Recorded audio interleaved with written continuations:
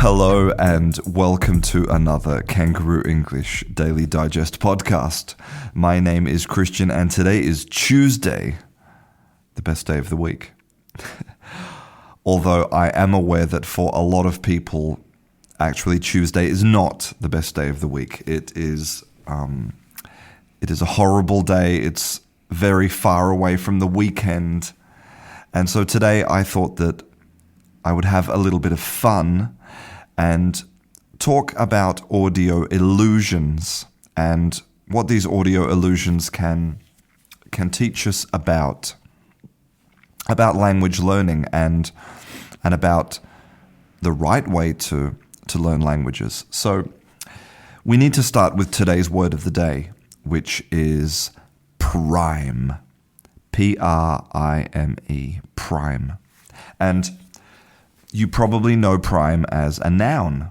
It's quite common as a noun. Prime means number one, the first, the beginning, and it comes to us from the Latin primus, which means first. And you can find this Latin root in other European languages, like you can find it in Spanish in the word primavera, for example.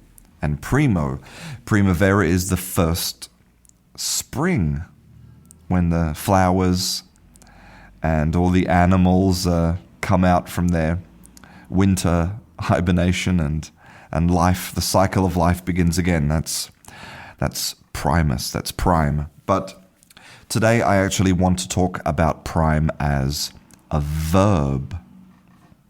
So what could it possibly mean as a verb? How can I prime somebody? How can I first somebody? It's a weird concept, right? But what it means is that if I prime you, I am preparing you for action.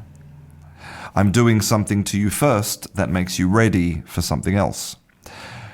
So I can prime you for battle, get you ready for battle. I can prime you to learn.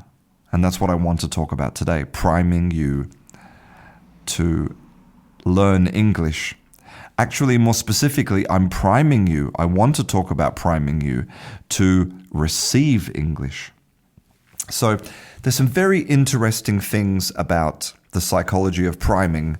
And priming in an auditory sense, auditory priming, is interesting because as humans, we think that we are very visual creatures. We think that our eyes are the most powerful tools that we have to interact with the world. But here's an interesting fact. Your auditory system perceives stimulus 20 to 100 times faster than your visual system. So that means you're going to hear sound and process sound much, much, much, much faster than you're going to see something. And so sound is a really important part of being human. And you'll see that also sound is connected to very deep parts of our brain.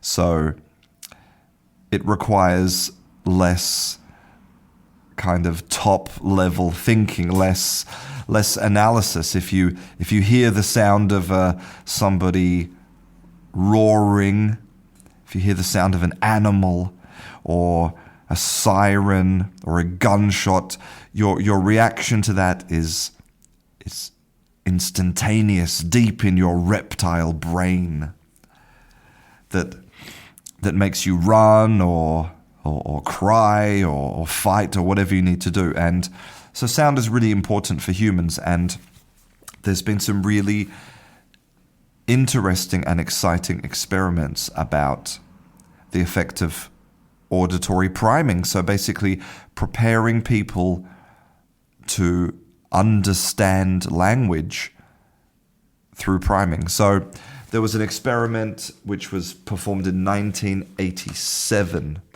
called phonological priming in auditory word recognition. And what they did was they had a target word. So, for example, a target word might be still. And so what they would do is when they wanted people to recognize that word still, first they would play them a word which had some similar sound characteristics. So they started with words that sounded not similar at all. So they wanted people to hear the word still, but before they asked them to recognize the word still, they played them the word dream, which obviously sounds nothing like still. And then they played them the word sand.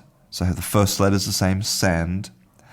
And then they played them stamp. So we have two sounds the same, stamp.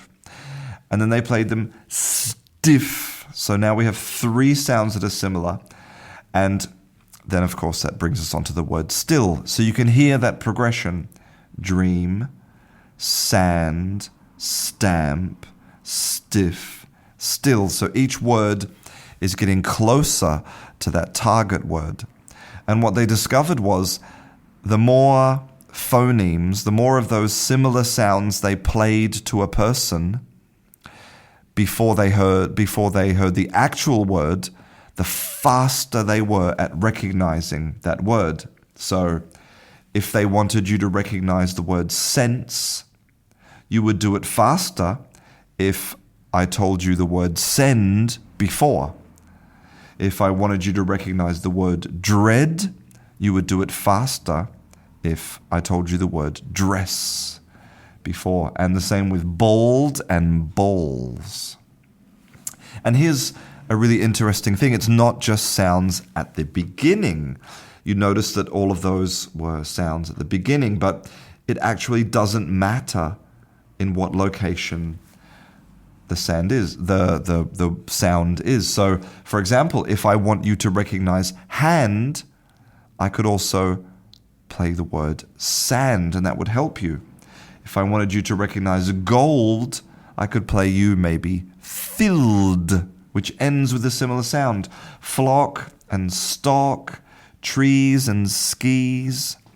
And I'm priming you to hear what I want you to hear. And what it tells us, this research, it tells us that basically the more experience you have with language, the language you're trying to learn, then the higher probability that you will then be able to recognize and understand those words in conversation or when you're watching a television program or listening to a podcast. So it shows that contact with language, experience with actually absorbing language will help you to recognize more of that language. And there's another really interesting effect of priming. So what we're going to do now is we're going to listen to an audio illusion.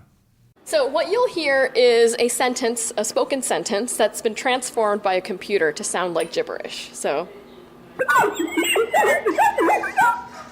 any idea what they said? No. Okay. You can hear it one more time. Okay, now we'll hear the real sentence. The Constitution Center is at the next stop. Does it make sense that time? Yeah, wait, was that the same? It was the exact same sentence that you heard the first time. No way. So that's an example of how by preparing your brain to hear that sound, then your brain hears that sound.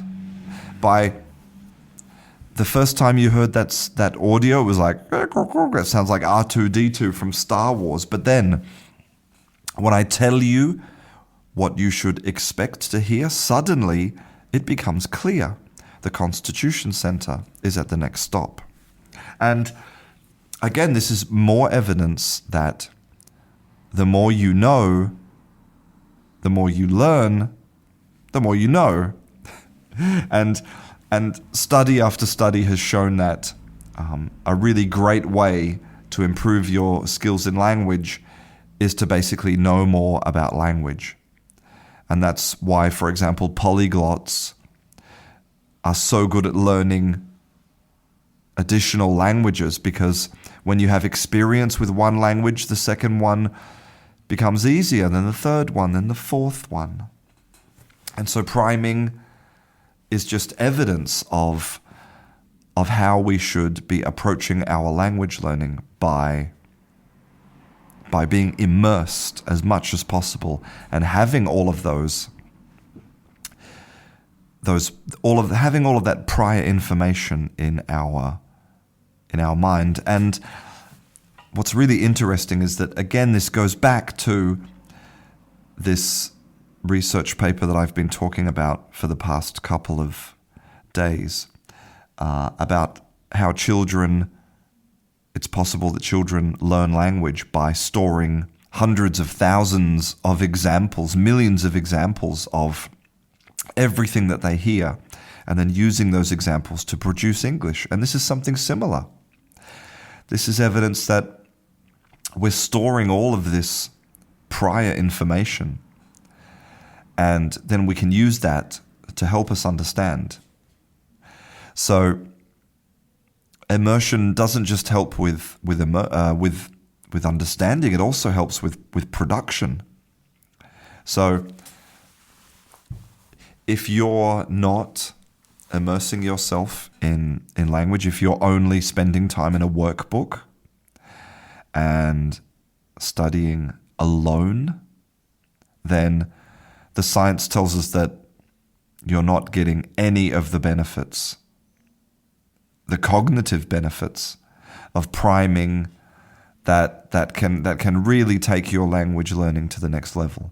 So please remember that there's no substitute for actually using the language. I hope you enjoyed today's Daily Digest.